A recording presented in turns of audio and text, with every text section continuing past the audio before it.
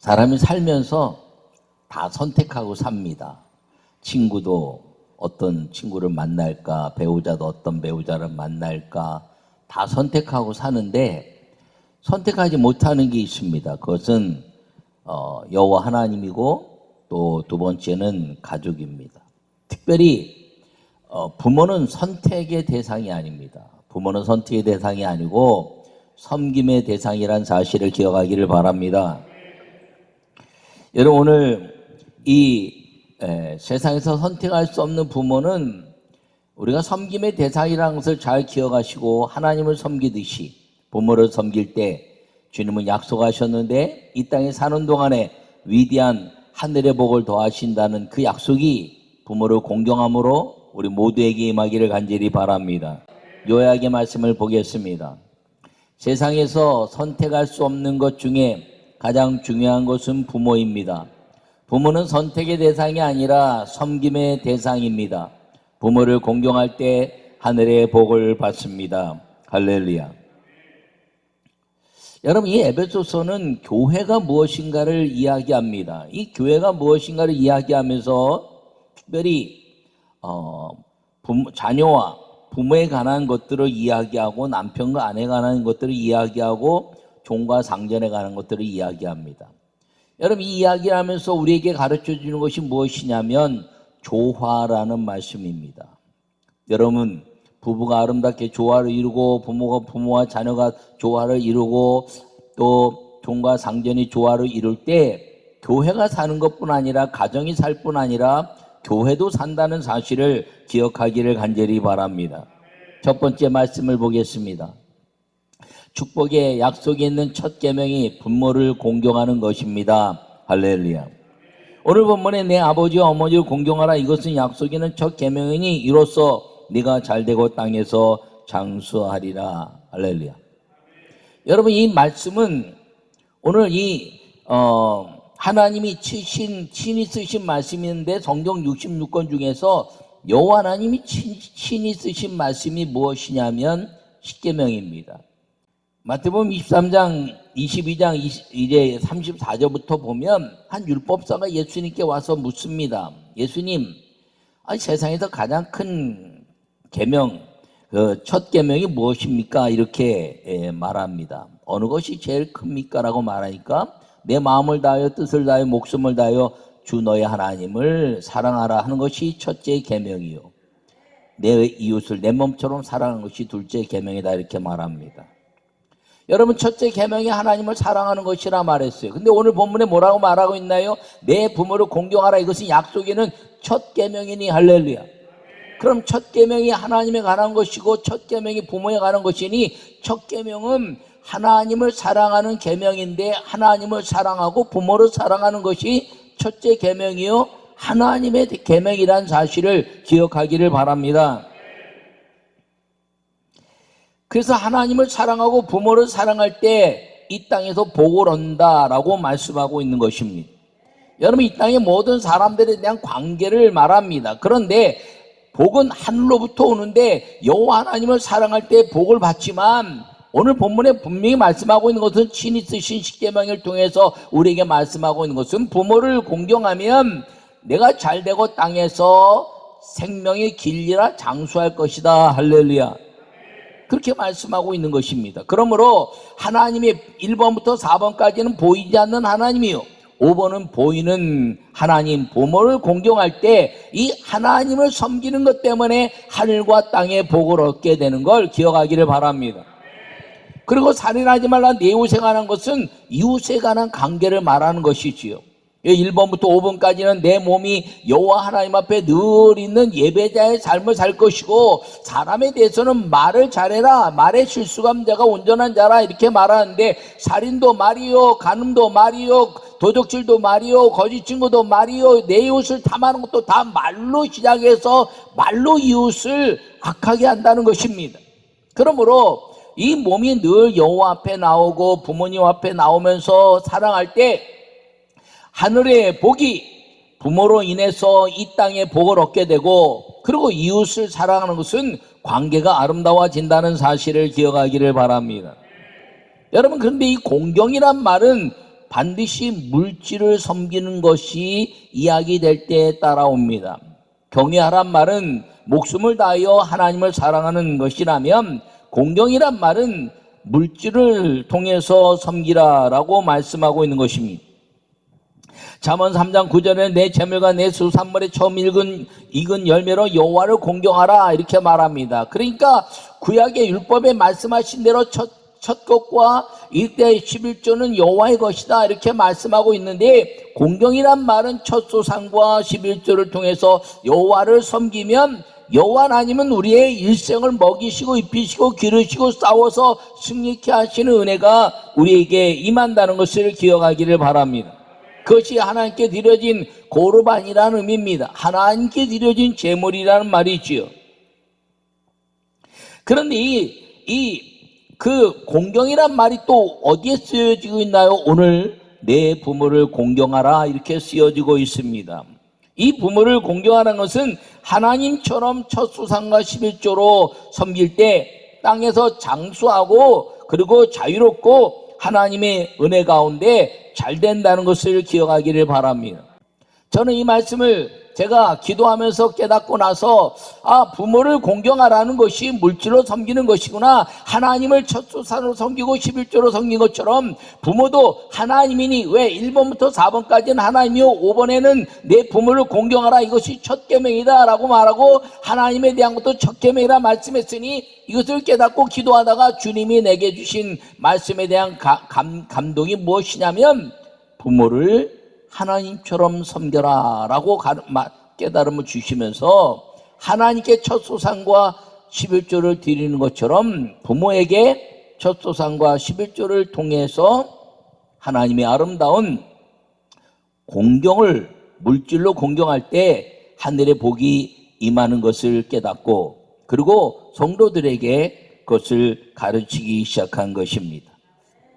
여러분, 분명하게 여러분들에게 이야기하는데, 하나님께 첫 소산과 11조를 드리는 사람들은 반드시 하늘의 복을 받습니다. 여러분, 부모님에게 물질로 공경하는 사람들은 반드시 이 땅에 사는 동안에 주님이 은혜와 그리고 우리의 삶의 가치를 더하여 물질에 어려움이 없게 한다는 사실을 기억하기를 바랍니다. 여러분, 성경 말씀은 말씀하는 대로 지켜야 된다는 사실을 기억하기를 바랍니다. 그러므로 첫 계명 하나님을 사랑하는 것, 내 부모를 사랑하는 것이 첫 계명으로 하나님의 것이므로, 이 하나님의 말씀을 지키는 사람이 되면 하나님은 반드시 땅에서 잘되고 장수하는 약속을 지금까지 인류 역사 전체를 통해서 우리에게 보여주셨으며, 그리고 하나님이 증명하고 있다는 사실을 기억하기를 바랍니다. 저는 목회하기 전에 직장을 좀 생활했는데, 직장 다닐 때 늘 궁핍함 속에 살았어요.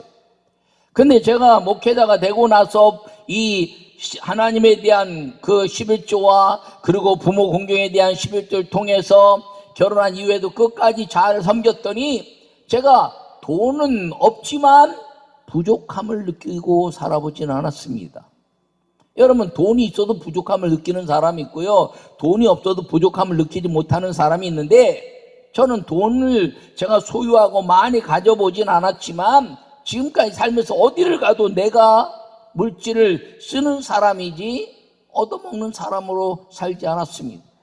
왜요? 그것은 내가 부모를 공경함으로 인해서 주님이 필요할 때마다 꼬박꼬박 주님이 주시고, 하나님의 선교를 위한 것이나 구제를 위한 것이나 남에게 베푸는 것이나 모든 것들을 행할 때마다 주님은 반드시 물질로 공급해 주시는 은혜가 있었는데, 그것은 하나님을 사랑하고 부모를 공경하는 그 은혜 때문에 제가 그렇게 살았다는 것을 제가 확신합니다. 여러분들도 그렇게 사시면서 이 확신의 아름다운 동행자가 되시기를 바랍니다. 여러분, 이 믿음의 삶을 통해서 하나님께 영광 돌 때 하나님은 우리에게 너도 그리하였니 나도 그리하였다는 그 기도의 동행자들이 점점점 많아질 때 이 세상은 하나님의 나라가 아름다워지고 가정이 아름다워지고 자손 대대로 빛나는 하늘의 축복이 있게 된다는 사실을 기억하기를 축원합니다. 또 하나는 무엇이냐면, 기독교는 돌아가신 부모님께도 효도하는 종교라는 것이죠. 난 나이가 많이 먹었는데 어떻게 다 부모님 돌아가셨으니 뭐 어떡하나. 저는 안 믿는 가정에서 자라서 우리 어머니 아버지에게 전도하는 것이 아주 일생의 기도 제목이었습니다. 우리 어머니가 돌아가기 직전에 이제 예수님 믿고 천국 가셨습니다. 할렐루야. 제가요 그 장례식이 너무너무 감사하고 아름다워서 눈물을 흘리지 않았어요. 이 가슴에 멍이 들 정도의 고통은 있었지만 눈물을 흘리지 않았습니다. 왜요? 천국 가셨기 때문이죠. 그런데 제가 목사가 되고 나서 예수님 믿고 천국 가면 안 되는 걸 알았어요. 여러분 오해 없이 들으시기를 바랍니다. 예수님 믿고 천국 가면 안 되는 것이 왜냐? 하늘나라는 영원한 상급을 가지고 사는 것이기 때문에 예수님 믿고 상급 쌓고 천국 가야 되는 거예요. 한번 따라해. 예수님 믿고 상급 쌓고 천국 가자. 여러분 예수 믿고 상급을 쌓아야 그 상급 가지고 영원한 천국에서 사는 것인데 내가 이 땅에 상급 없이 돌아가신 부모를 생각하니 밤잠이 옵니까? 내가 목사인데. 그리고 기도하고 또 기도하면서 하나님의 말씀을 수없이 보는 중에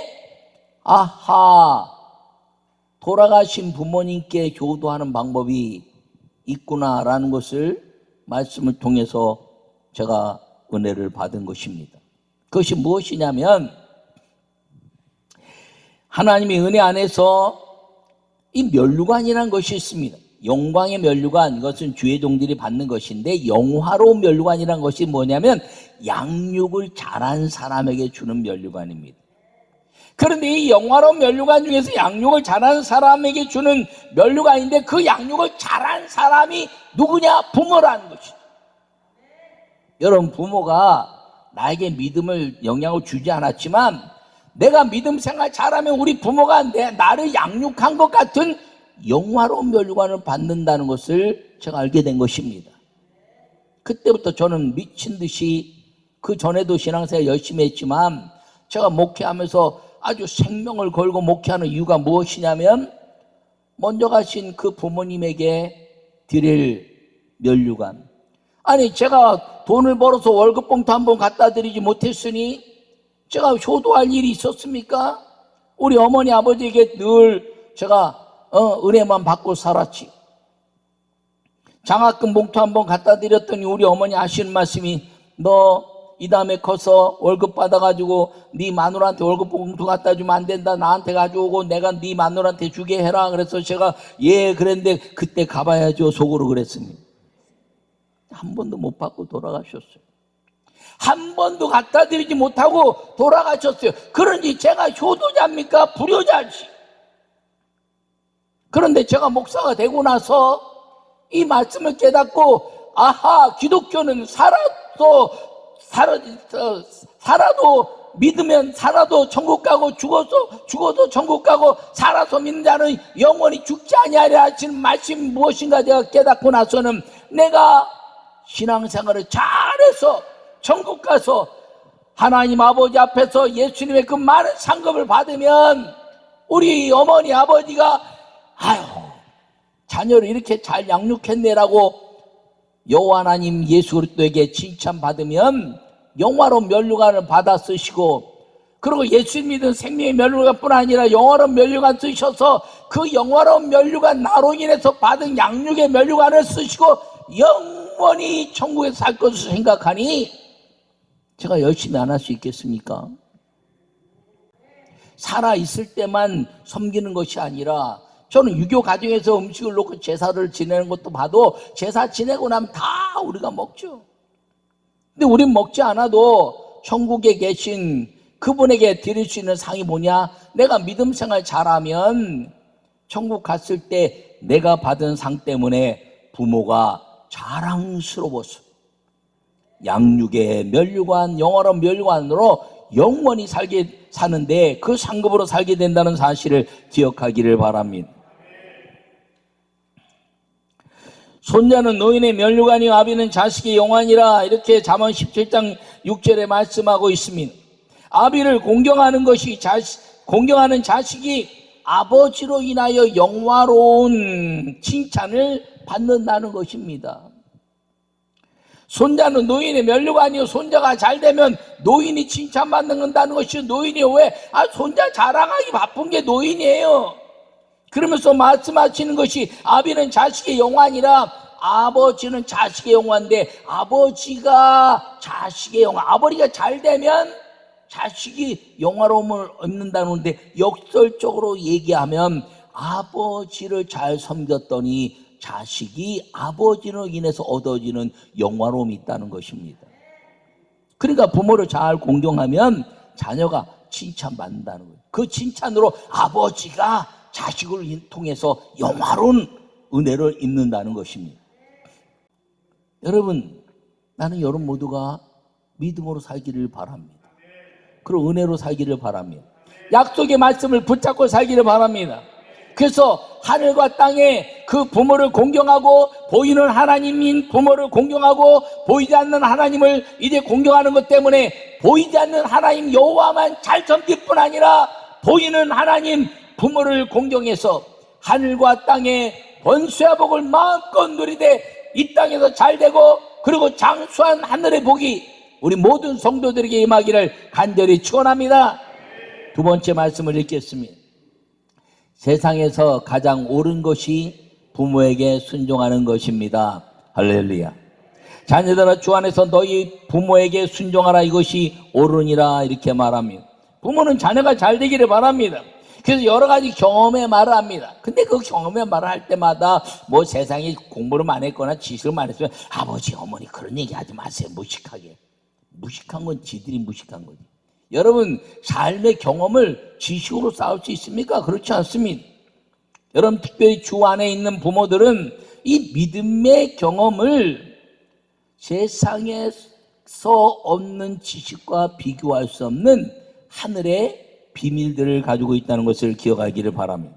이 믿음의 경험에 순종할 때 복을 받는다는 것을 기억하기를 바랍니다. 어떤 부모도 악하게 살라고 말하는 부모는 없습니다. 그런데 특별히 예수를 믿는 부모들은 주 안에서 순종하라는 말씀 속에서 믿음의 경험을 할 때 하나님 주의를 성수하고 배운 것 없지만 11조하고 그리고 감사하면서 선교하고 구제하고 나눴더니 하늘의 비밀을 경험한 그 부모의 말을 순종할 때 자녀들은 그 부모의 말을 순종한 것 때문에 하늘과 땅의 권세와 부모로 인한 복을 받게 된다는 사실을 기억하기를 바랍니다. 여러분 믿음의 부모가 뭘 가르치나요? 하나님 말씀에 순종하라. 할렐루야. 두 번째 뭘 가르치나요? 주의 종 담임 목사님 말에 순종하라. 할렐루야. 여러분 부모가 그 두 가지밖에 가르치는 게 없어요. 뭐라 했더니 야야 목사가 뭐라니. 그런 부모는요 그 자녀를 구덩이에 처박는 부모와 같은 겁니다. 하나님의 말씀을 지키고 주의 종의 말씀을 순종하라 가르칠 때 하늘의 비밀을 누리게 된다는 것이죠. 여러분 부모에게 순종한다는 것, 부모를 공경한다는 것, 부모를 잘 섬긴다는 것이 무엇인가요? 믿음에 대한 가치를 가지고 주의 종에게 잘 순종하고 하나님 말씀에 순종하면 너와 내가, 나와 내 자녀들이 잘 된다는 그 약속을 붙잡고 있는 부모가 이 세상에서 가장 올바른 것을 가르치는 분이란 걸 꼭 기억하기를 바랍니다. 여러분 지금 영화로운 면류관을 준비시켜 드릴 때예요. 내가 믿음 생활 잘해서 우리 부모에게 살아있을 때부터 돌아가신 그분을 위해서라도 내가 영화로운 면류관을 부모를 위해서 준비하는 효도의 삶을 살 수 있어야 한다는 것입니다. 지금 기도가 있다라는 거예요. 지금 기도해서 여러분 병든 부모가 있습니까? 생명으로 기도하세요.